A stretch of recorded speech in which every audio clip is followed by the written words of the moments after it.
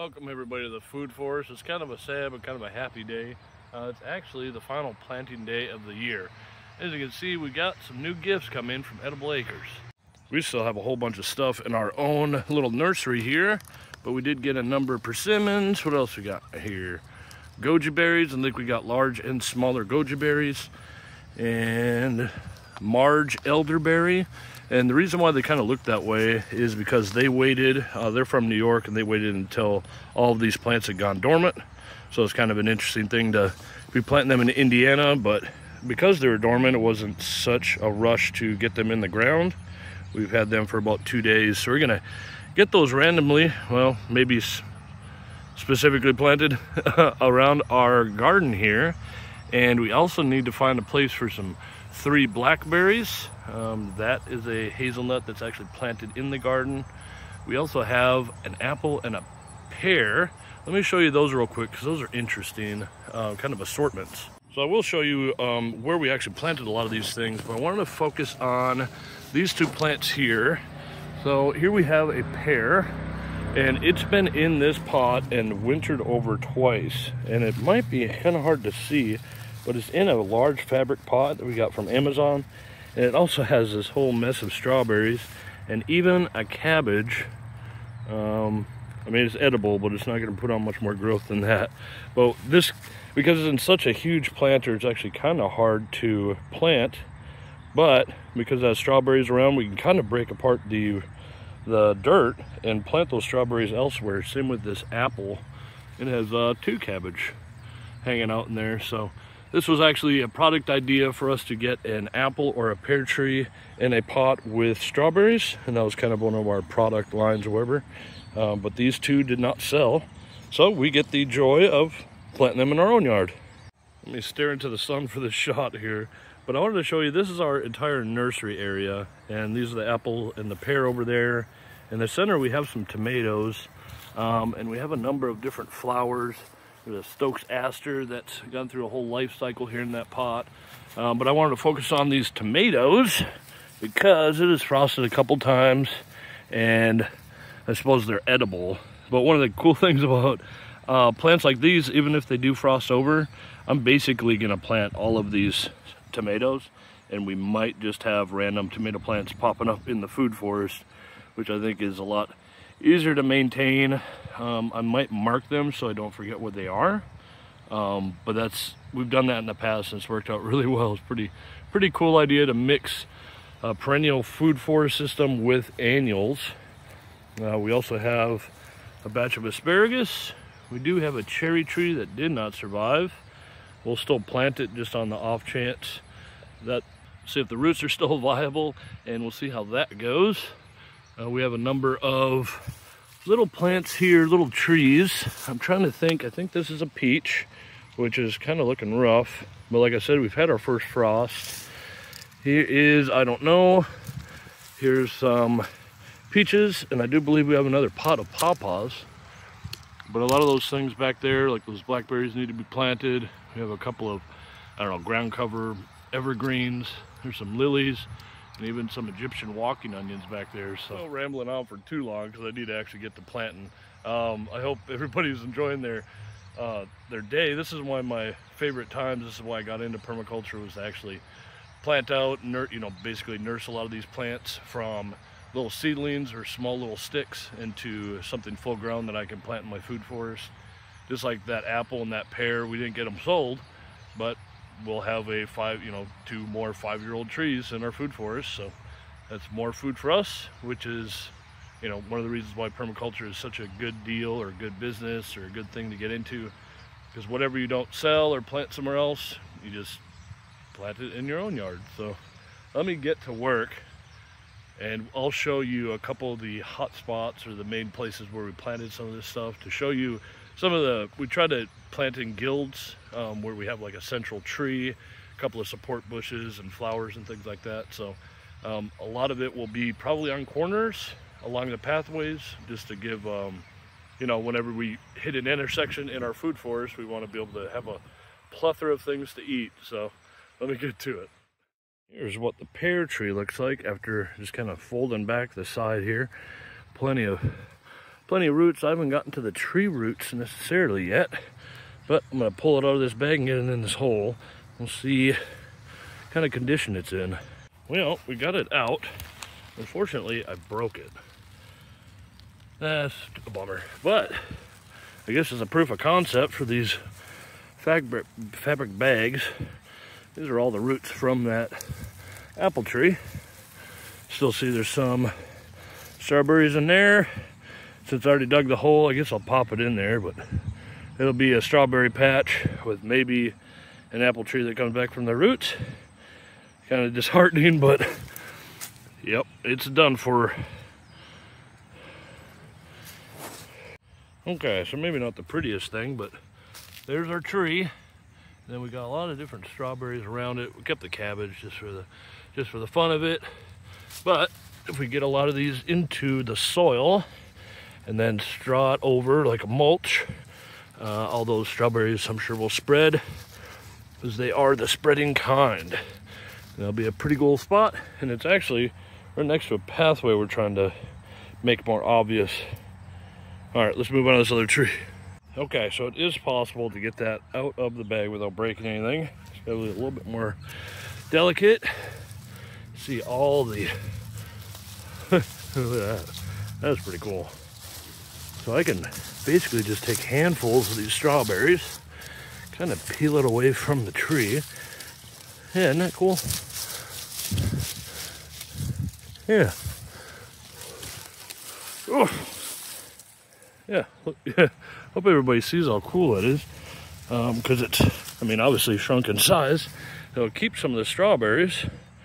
I don't have to dig my hole quite as big. Yeah, just look at how cool these strawberries are. Like they just spread and spread and spread and spread. That's exactly why we buy that type. But let me get this thing higher, a little bit higher, I think, and get it mulched in. Well, I can say that I'm very glad that it's cool out because it's a lot of work. I'm going to show you this pathway, and I'm going to show you all the rest of the work that we did to kind of give you an idea of how we plant, some of the thought process behind it. And it's really cool to see that trail kind of filling out and becoming more formal while still being pretty crazy and wild.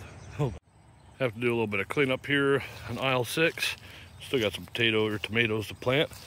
But this is that trail that I was talking about that used to go through, and then the blackberries kind of took over. And we have these walnuts, which I'm thinking we'll probably just cut down in the spring. They can spring up from the ground, but we just want to manage their height. But there is that first tree right there. You can see the stick right there. I mean, it could be a full tree again. Definitely had some nice roots. It's got a lot of thick mulch cover. It's got plenty of strawberries around there, and it's got some, you know, some plants that'll break down and feed the soil life.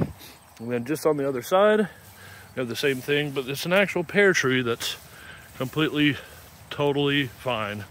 We had pruned it this last year, right there, and we will probably be pruning it even further in the spring.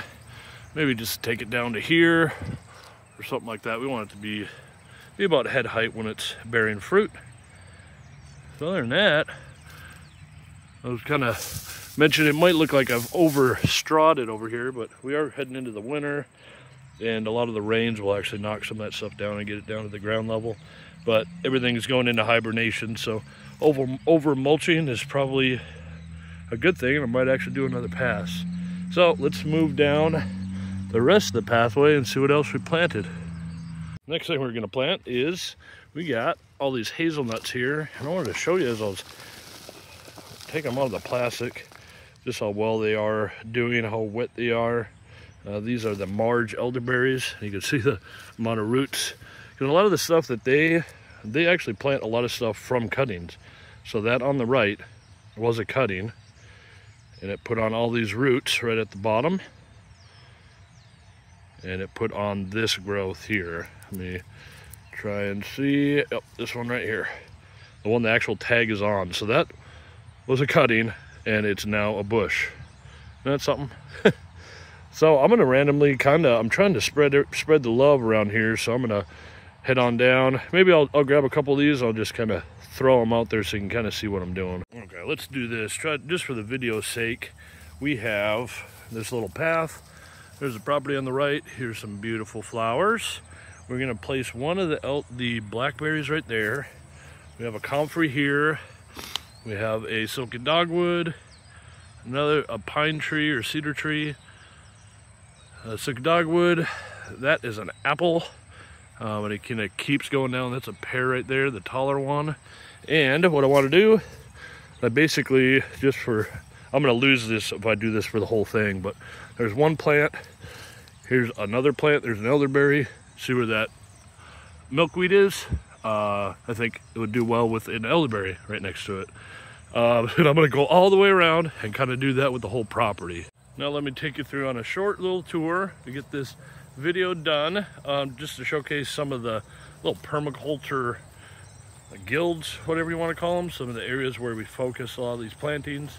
We got everything from grapes to elderberries to apple trees. So here's a spot right here. Great example of another corner. These silky dogwoods are everywhere because that's what they sell at the local county.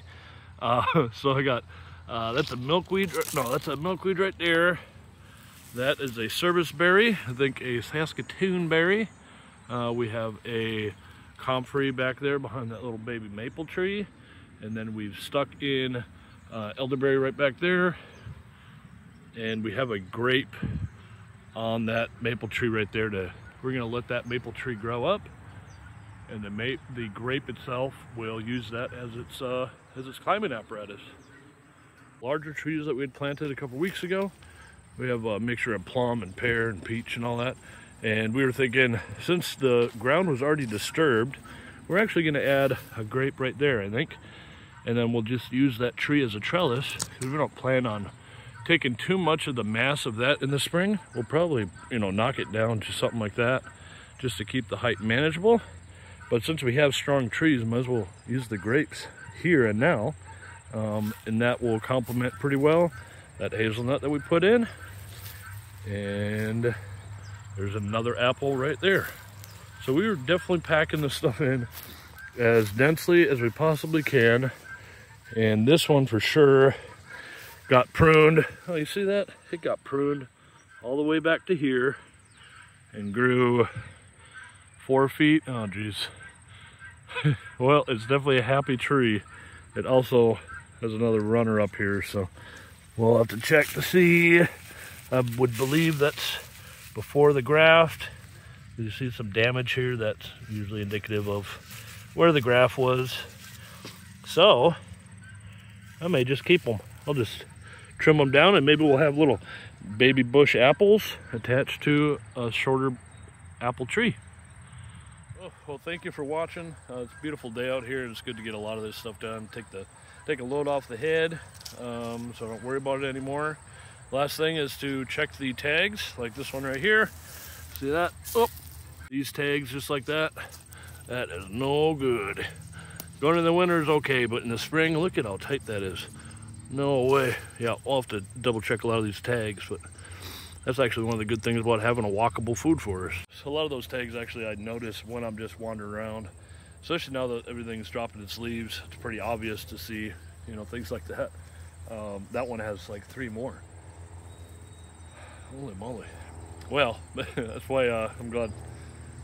Yeah, I'm glad I have pockets, I suppose, with all the trash. I don't know. But stay on point. Thank you for watching. I will see you next time, and I hope you guys are getting in some good planting too. This is maybe the last week of decent weather. Gonna be a little bit hotter here in Indiana tomorrow, and it might just be it until February. So thanks again for watching. Bye bye.